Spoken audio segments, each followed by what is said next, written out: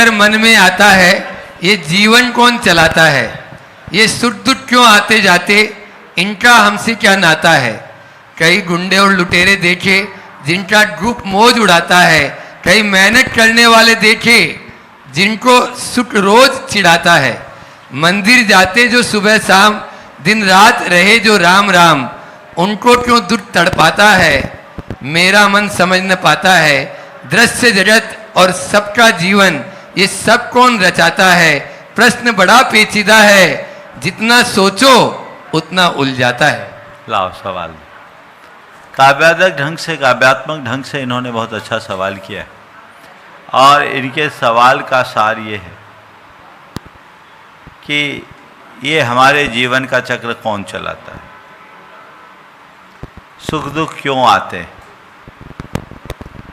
कुछ लोग कुकर्म करते हैं फिर भी सुखी क्यों दिखते हैं, कुछ लोग रात दिन धर्म करते हैं फिर भी दुखी क्यों होते हैं। ये संपूर्ण दृश्य जगत को कौन संचालित करता है। तो मैं आप सबको आपके 4 सवाल हैं और चारों सवालों का क्रमशः उत्तर देना चाहूँगा। जीवन कौन चलाता है, जीवन को कोई दूसरा चलाने वाला नहीं है। हमारा जीवन चक्र स्वभाव से संचालित है। हर जीव अपने अपने परिणति के अनुसार परिणमन करता है। जीव ही नहीं, सारा संसार परिणमनशील है। उसमें प्रतिपल उत्पत्ति, विनाश और स्थिरता की प्रक्रिया होती है। उसी क्रम से ये चक्र चलता है। उस चक्र में हमारा जीवन चक्र है जो अनादि से प्रवाहमान है। हर जीव में कोई न कोई भाव आते हैं। भाव के प्रभाव से वह शुभ अशुभ कर्म बांधता है। शुभ अशुभ कर्म के परिणाम से एक गति से दूसरे गति में जाता है। एक गति से दूसरे गति में जाने पर उसे नया शरीर प्राप्त होता है। नया शरीर प्राप्त करने के बाद उसके शरीर में इंद्रियां प्रकट होती है। इंद्रियों के प्रकट होने से उनकी विषयों में प्रवृत्ति होती है। विषयों में प्रवृत्ति होने से राग द्वेष होता है। राग द्वेष होने से कर्म बनता है। कर्म बंधने से एक गति से दूसरी गति में जाना पड़ता है। वहाँ जाते हैं, नया शरीर मिलता है। शरीर मिलने से इंद्रियां मिलती है। इंद्रियों के होने पर विषयों में प्रवृत्ति होती है। विषयों में प्रवृत्ति होने से राग द्वेष होता है। राग द्वेष से कर्म बनता है। ये चक्र चलता आ रहा है। ये स्वसंचालित चक्र है। ये चक्र तब तक चलता रहेगा जब तक हम ऐसा ही करते रहेंगे। जब हम अपने आत्मज्ञान के बल पर स्वयं को राग द्वेष से मुक्त करेंगे, तब कहीं जाकर हम इस चक्र का भेदन कर पाएंगे। और जब चक्र का भेदन होगा तभी हम अपने जीवन में कुछ बेहतर कर पाएंगे। सवाल जो है कि कई लोग पाप करते, सुख दुख का आधार क्या है। हमारे सुख दुख का आधार हमारे द्वारा उपार्जित शुभ अशुभ कर्म है। शुभ कर्म से अनुकूल संयोग मिलते हैं, अशुभ कर्म से प्रतिकूल संयोग मिलते हैं। हर जीव के अपने पूर्व संचित शुभाशुभ कर्म होते हैं, उसी के अनुरूप उनका जीवन चक्र चलता है। इस विषय में यह सवाल आता है, कई लोग कुकर्मी होते हैं फिर भी बड़े सुखी दिखते हैं, और कई लोग धर्मी होते हैं फिर भी बड़े कष्ट में दिखते हैं।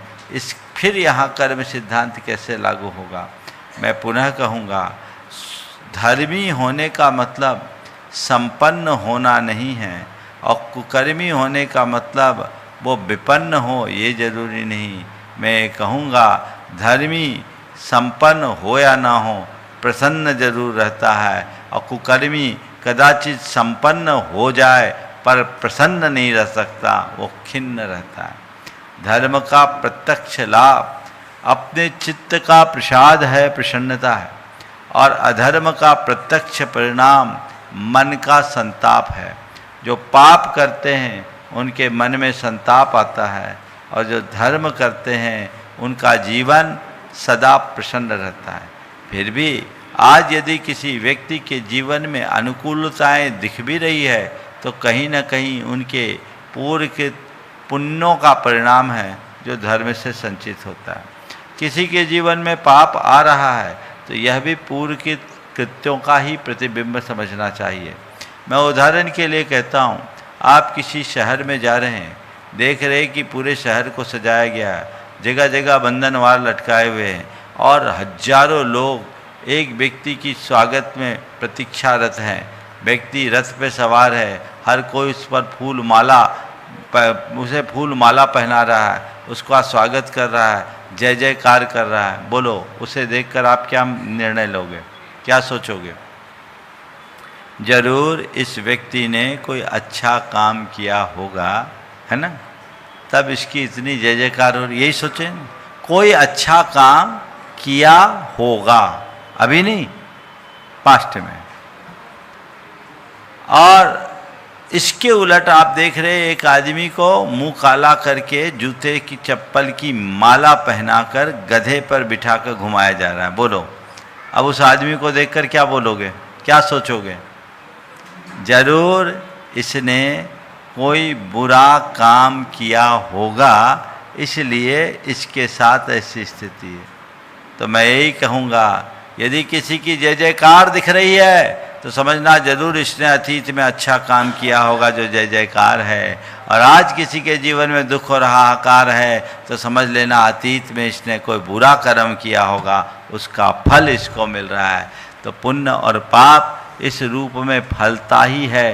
कई बार हमारे वर्तमान के पुरुषार्थ पर अतीत का प्रारब्ध हावी हो जाता है।